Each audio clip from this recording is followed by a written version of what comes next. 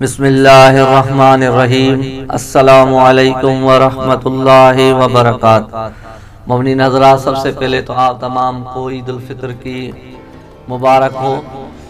مؤمن حضرات، آج عید الفطر کے اعمال کے ساتھ ساتھ آپ کو عید کے دن ایک ایسی نماز تحفے کے طور پر آپ کو میں ہدیہ کر رہا ہوں۔ یہ نماز کوئی عام نماز نہیں، اور یہ نماز امیر المومنین امام المتقین علی ابن ابی طالب علیہ السلام سے نقل شدہ ہے، اور ایسی نماز کہ جس کے لیے معصوم امام قسم اٹھا کے فرما رہے ہیں، مجھے قسم ہے اس خالق لم یزل کی جس کے قبضہ قدرت میں میری جان ہے،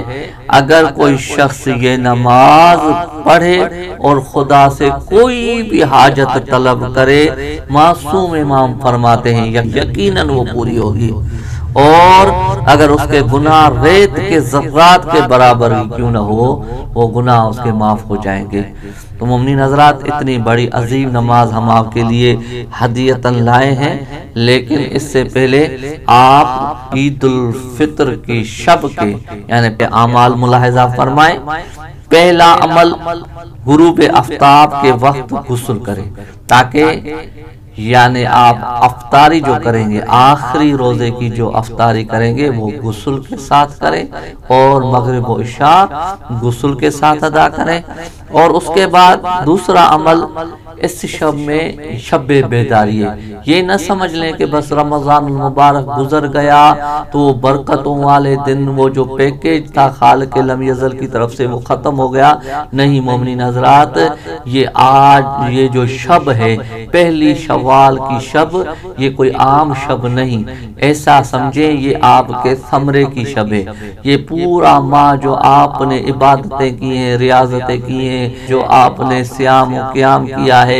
ان تمام کی اجرت، تمام کا صلہ، تمام کا ثمرہ آج کے شب ظاہر ہوگا، یعنی کہ پہلی شوال کے شب کو ظاہر ہوتا ہے۔ تو اس شب میں شب بیداری کرے، اور جتنا ہو سکے استغفار کرے۔ معصوم امام فرماتے ہیں بدبخت ہے وہ بندہ جس کو رمضان المبارک کا ماہ گزر جائے اور اس کے پیٹھ پر گناہوں کا بوجھ باقی ہو۔ اگر کسی کا یہ بوجھ باقی ہے تو بہتر ہے کہ پھر عید الفطر کو کوشش کر کے شب بیداری کر کے استغفار کر کے ان گناہوں کے وزن کو اپنے پیٹھ سے اتار دے، اور مومنین حضرات اس شب میں زیادہ سے زیادہ ذکر خدا اور خدا سے حاجت طلب کرے، اور عید الفطر کی شب کی نماز مغرب اور عشاء اور عید الفطر کے فجر کی نماز کے بعد اور عید نماز کے بعد تکبیریں نقل ہوئی ہیں، وہ آپ ضرور ادا کریں۔ اللہ اکبر اللہ اکبر، لا الہ الا اللہ واللہ اکبر، اللہ اکبر وللہ الحمد، الحمدللہ علی ما ہدانا ولہ الشکر علی ما اولانا۔ یہ تکبیریں نقل ہوئی ہیں، ان تکبیروں کو ادا کرے، اور اس کے بعد نماز مغرب کے فرائض و نافلہ ادا کرنے کے بعد دعا نقل ہوئی ہے، آپ کو دعا مفاتیح جناح وغیرہ سے ملے گی، وہ ادا کریں۔ اور اس کے علاوہ بہت ساری اور بھی دعائیں ہیں، وہ دعائیں نقل ہوئی ہیں، وہ ادا کریں، وہ پڑھیں۔ اور دوسرا جو بڑا عمل ہے اور بہترین عمل شب عید الفطر میں، وہ زیارت ابا عبداللہ الحسین کا پڑھنا ہے، جس کی بڑی فضیلت ہے، حتیٰ کہ خود شب عید یعنی عید الفطر کی شب مولا حسین علیہ السلام کے لیے الگ زیارت ہے، عید الفطر کے نام سے زیارت الگ وارد ہوئی ہے، اور وہ بھی آپ کو دعاؤں کے کتاب مثلا مفاتیح جناح وغیرہ میں زیارات والے باب میں مولا حسین کی مخصوص زیارت آپ کو ملے گی، اس کے پڑھنے کا بہت بڑا اجر و ثواب ہے۔ اور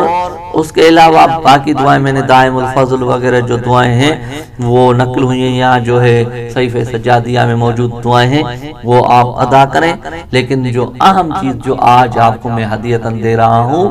یہ وہ نماز ہے جو امیر المومنین امام المتقین علی ابن ابی طالب علیہ السلام خود ادا کرتے تھے، اور جب آخری سجدے سے اٹھتے تھے تو یہ فرماتے تھے کہ مجھے قسم ہے اس خالق لم یزل کی جس کے قبضہ قدرت میں میری جان ہے، جو بھی شخص اسی طرح سے نماز ادا کرے گا اور پھر جو بھی اپنی حاجت طلب کرے گا یقیناً اس کی وہ حاجت پوری ہوگی، اور اگر اس کے گناہ ریت کے ذرات کے برابر کیوں نہ ہو وہ معاف ہو جائیں گے۔